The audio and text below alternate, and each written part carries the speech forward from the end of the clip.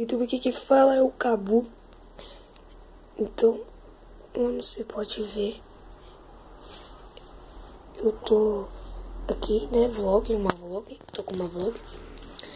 E é pra falar que eu ganhei um negócio. Não, eu comprei, na verdade. Um headset, galera. Deixa eu pôr aqui.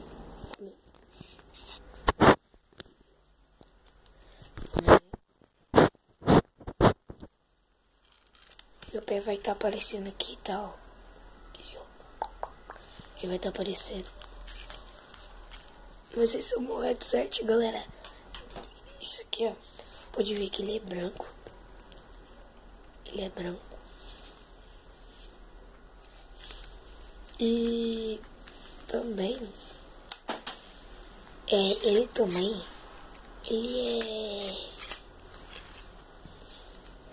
ele tem um fone, né? Ele tem um fone. Ele também tem esses negócios aqui, ó, pra proteger o ouvido. E ele é branco, né? Como vocês podem ver. O fone aqui que se move, ó.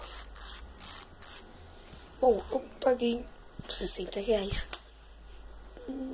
Não foi bem baratinho, mas foi mais pra caro. É mais pra caro do que barato. Beleza? Então é isso aí, o vídeo foi só pra mostrar o meu headset. Tá?